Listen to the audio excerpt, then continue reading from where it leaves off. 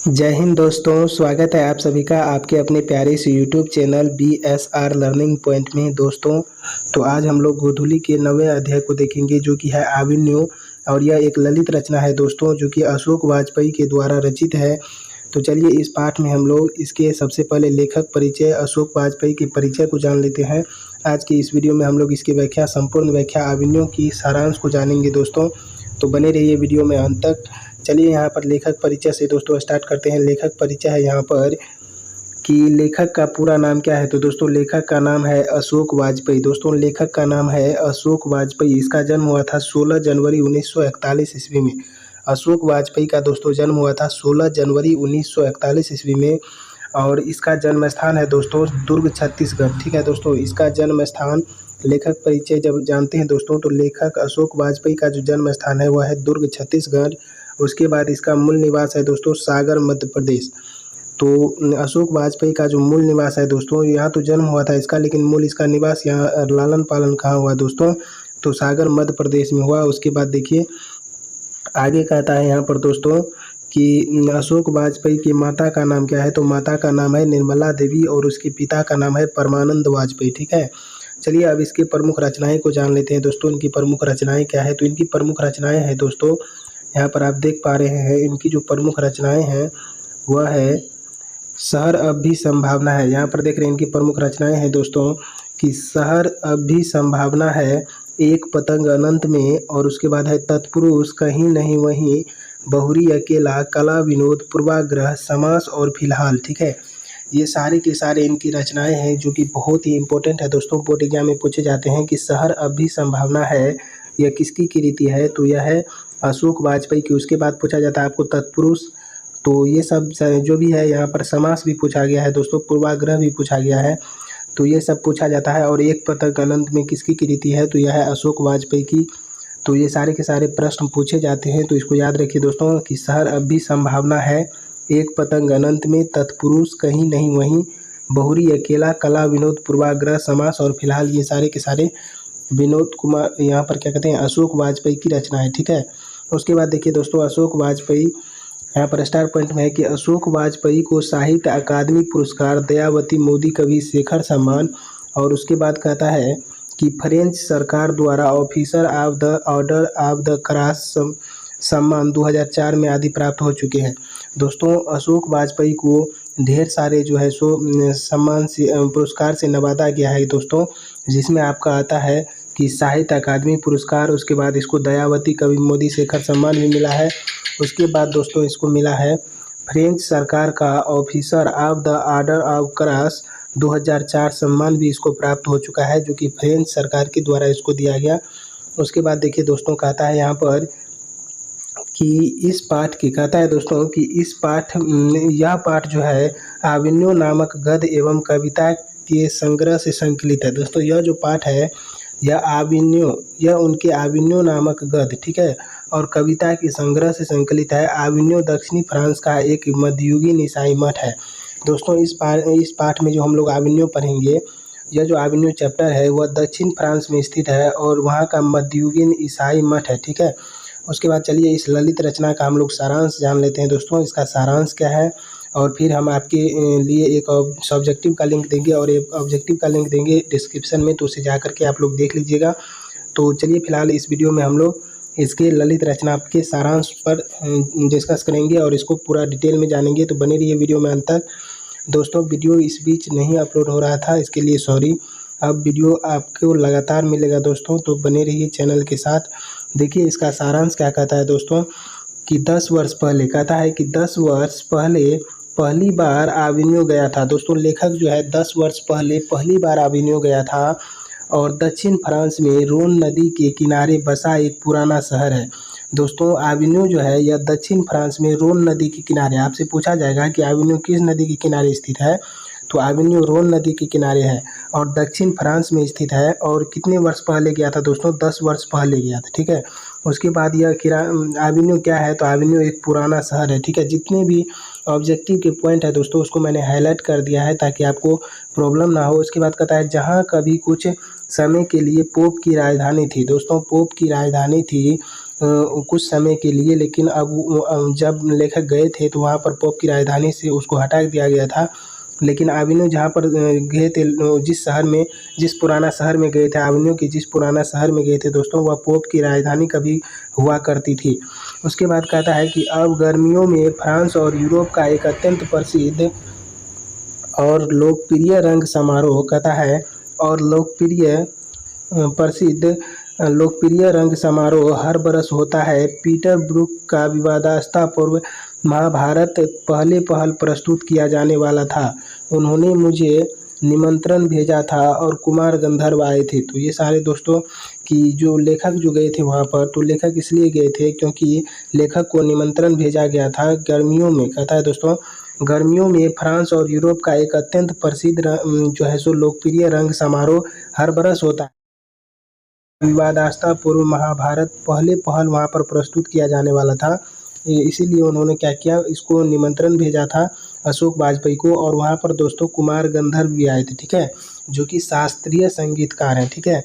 उसके बाद दोस्तों यहाँ पर कहता है, नेक्स्ट पॉइंट कहता है दोस्तों यहाँ पर कि रोन नदी के दूसरी ओर आविनियो का एक और हिस्सा है। दोस्तों रोन नदी की दूसरी ओर जो है आविनियो का एक और हिस्सा है जो लगभग स्वतंत्र है। उसका नाम है विलन्नव ल आविनियो, ठीक है। उसका नाम है दोस्तों विलन्नव ल आविनियो, अर्थात आविनियो का नया गांव, ठीक है। शायद कहना चाहिए कि नई बस्ती। वहाँ दरअसल फ्रेंच सरकारों ने पोप की गतिविधि पर नज़र रखने के लिए एक किला बनवाया था, ठीक है। वहाँ की सरकारों ने क्या किया था, पोप की गतिविधि पर नज़र रखने के लिए एक किला बनाया था, ठीक है। उसके बाद कहता है दोस्तों यहाँ पर कि उसी में कार्थूसियन संप्रदाय का एक ईसाई मठ बना ला शत्रुजा, ठीक है। और यह संप्रदाय मौन में विश्वास करता था। दोस्तों ला शत्रुजा जो संप्रदाय बना, जो कि एक ईसाई मठ था कार्थूसियन संप्रदाय का, तो वह कौन चीज़ में विश्वास रखता था, वह मौन में विश्वास रखता था। सो सारा स्थापत्य एक तरह से मौन का स्थापत्य हो गया था। उसके बाद कहता है कि ला शत्रुजा का जीर्णोद्धार, कहता है ला शत्रुजा का जीर्णोद्धार कर उसमें एक कला केंद्र की स्थापना की गई। यह केंद्र इन दिनों रंगमंच और लेखन से जुड़ा है। रंगकर्मी, संगीतकार, अभिनेता, नाटककार आदि वहां आते हैं और पुराने ईसाई संतों के चैम्बर में, कहता है पुराने ईसाई संतों के चैम्बर में कुछ अवधि के लिए रहकर सारा समय अपना रचनात्मक कार्य करने में बिताते हैं। दोस्तों अब वहाँ पर जो है ला शत्रुजा को क्या कर दिया गया है, अच्छे से फिर से बना दिया गया है। और वहीं पर क्या करते हैं, बहुत सारे रंगकर्मी वहाँ पर जो है सो रंगकर्मी आते हैं, संगीतकार, अभिनेता, नाटककार, जो कलाकार हैं वह सब आते हैं वहाँ पर, और चैम्बर में रह करके अपना जो है सो रचनात्मक कार्य को क्या करते हैं, पूरा करते हैं, ठीक है। रचनात्मक कार्य जो है सो कार्य करने में समय बिताते हैं। उसके बाद कहता है दो कमरों में चैम्बर सुसज्जित है। उनमें फर्नीचर 14वीं सदी की लगी हुई है। सर्वथा आधुनिक रसोई घर और नहान घर है। एक आधुनिक संगीत व्यवस्था भी है। चैम्बरों के मुख्य द्वार कब्रगाह के चारों ओर गलियारों में खुलते हैं। उसके बाद कहता है दोस्तों कि चारों ओर गलियारों में खुलते हैं। पीछे आंगन भी है। सप्ताह के 5 दिनों में शाम को सबको एक स्थान पर रात का भोजन करने की सुविधा है। तो ये सारी सुविधा है दोस्तों जो कि ला शत्रुजा में है, और उसको जो है अब कला केंद्र बना दिया गया है। उसके बाद देखिए यहाँ पर कहता है कि विलन्नव एक छोटा सा गाँव है। दोस्तों विलन्नव क्या है, विलन्नव एक छोटा सा गाँव है जहाँ एक पुस्तक, पत्रिकाओं की दुकान, एक डिपार्टमेंटल स्टोर और कब्रगाह, कई रेस्तरां आदि हैं। उसके बाद कहता है यहाँ पर जो कुछ 19 दिनों वहाँ रहा। 24 अक्टूबर से 10 नवंबर 1994 की दोपहर तक अपने साथ क्या क्या ले गया था, लेखक अपने साथ ले गया था हिंदी का टाइपराइटर, 3-4 पुस्तकें और कुछ संगीत के टेप्स ले गया था, ठीक है। उसके बाद दोस्तों यहाँ पर कहता है कि कुल 19 दिनों में, कहता है दोस्तों कि कुल 19 दिनों में 35 कविताएं और 27 गद्य की रचनाएं लिखी थी। तो दोस्तों यहाँ से क्वेश्चन पूछा जाता है कि लेखक वहाँ पर कितने दिन रहे, तो लेखक 19 दिन रहे और 19 दिन में उन्होंने 35 कविताएं लिखी और 27 गद्य की रचना की। उसके बाद देखिए कहता है कि अभी न्यू फ्रेंड्स का एक प्रमुख कला केंद्र रहा है पिकासो की विख्यात कृति जो है सो द मदामोजेल द आविनियो। तो आपसे पूछा जाएगा दोस्तों कि द मदामोजेल द आविनियो किसकी कृति है, तो यह एक पिकासो की कृति है, ठीक है, पिकासो की कृति है। उसके बाद देखिए दोस्तों यहाँ पर कहता है कि हर जगह हम कुछ पाते हैं, कुछ गवाते हैं। ला शत्रुजा में जो पाया उसके लिए गहरी कृतज्ञता मन में है और जो गवाया उसकी गहरी पीड़ा भी। अंत में लेखक कहते हैं कि लासत रोजा में जो हमने पाया, जो हमने लिखा, उसके लिए कृतज्ञता मन में है और जो गवा दिया उसके लिए गहरी पीड़ा भी है। उसके बाद 2 कविताएँ लिखी हैं दोस्तों, प्रतीक्षा करते हैं पत्थर, और उसके बाद है नदी किनारे भी नदी है, ठीक है। तो आपसे पूछा जाएगा दोस्तों, नदी किनारे नदी से ऑब्जेक्टिव क्वेश्चंस भी पूछा जाता है और सब्जेक्टिव भी पूछ दिया जाता है। लेकिन प्रतीक्षा करते हैं पत्थर दोस्तों, यह दिन रात किसकी न जाने किसकी प्रतीक्षा करते रहते हैं। आपकी जो है बुक में दिया हुआ है दोस्तों, प्रतीक्षा करते हैं पत्थर, उसे आप पढ़ लीजिएगा। उसके बाद देखिए नदी किनारे नदी, इसको हम आपको यहाँ पर एक्सप्लेन कर देते हैं दोस्तों। यहाँ पर कहता है कि यहाँ यहाँ पास में जो है, कहता है यहाँ पास में ही रोन नदी है दोस्तों। यहाँ पास में ही कौन सा नदी है? यहाँ पास में ही रोन नदी है। इस तरफ विलन्नव और दूसरी तरफ आविन्यो है। एक तरफ जो है विलन्नव है और दूसरी तरफ क्या है दोस्तों? आविन्यो है। कहता है नदी किनारे बैठे लेखक विनोद कुमार शुक्ल की एक कविता नदी चेहरा लागो की याद आती है। एक दिन लेखक जो है अशोक वाजपेयी या नदी के किनारे बैठे हुए थे, तो वहाँ पर लेखक को विनोद कुमार शुक्ल की एगो कविता याद आती है, जो कि है नदी चेहरा लोगों की याद आती है। और इस कविता की याद इसलिए आती है दोस्तों कि वह नदी से मिले जुले कविता है। उसके बाद कहता है जिस प्रकार न जाने कहाँ कहाँ से जल आकर नदी में मिलते हैं, विलीन होते हैं, वह सागर में समाहित होती रहती है हर दिन ही, पर उसमें जल का टोटा नहीं पड़ता। कविता भी न जाने कहाँ कहाँ से कैसी कैसी बिंबमालाएँ, शब्द भंगिमाएँ, जीवन छवियाँ और प्रतीतियाँ आकर मिलती है और तत्कार होती है। परंतु कहता है जैसे नदी का जल रिक्त नहीं होता, वैसे ही कविता शब्द रिक्त नहीं होती। न नदी के किनारे न कविता के किनारे हम तटस्थ रह पाते हैं। इस प्रकार नदी और कविता में क्या है? समानता है। इस प्रकार नदी और कविता में क्या है दोस्तों? समानता है। तो लेखक का कहना है कि नदी और कविता में समानता बताते हुए लेखक कहते हैं कि जिस प्रकार, कहता है जिस प्रकार न जाने नदी में कहाँ कहाँ से जल आकर के विलीन होते रहते हैं और उसमें प्रत्येक दिन विलीन होते रहते हैं, पर उसमें जल का टोटा नहीं पड़ता है। कविता भी न जाने कहाँ कहाँ से कैसी कैसी बिंबमालाएँ, शब्द भंगिमाएँ, जीवन छवियाँ और प्रतीतियाँ आकर मिलती रहती है और तदाकार होती है। जिस प्रकार जल जल कहता है जिस प्रकार नदी का जल रिक्त नहीं होता, वैसे भी कविता शब्द रिक्त नहीं होती है। न नदी के किनारे और न ही कविता के पास हम तटस्थ रह पाते हैं। आप नदी के किनारे जाइएगा तो आपको लगेगा कि नदी स्थिर है और आप ही बह रहे हैं। उसी तरह से यदि आप किसी कविता का एक्सप्लेन सुन रहे हैं दोस्तों, तो आपको लगेगा कि कविता के साथ आप भी जो है सो बह रहे हैं, उसी दिशा में जा रहे हैं, ठीक है। तो कविता और नदी दोनों के पास तटस्थ रहना संभव नहीं है, इसीलिए इस दोनों में क्या है? समानता है।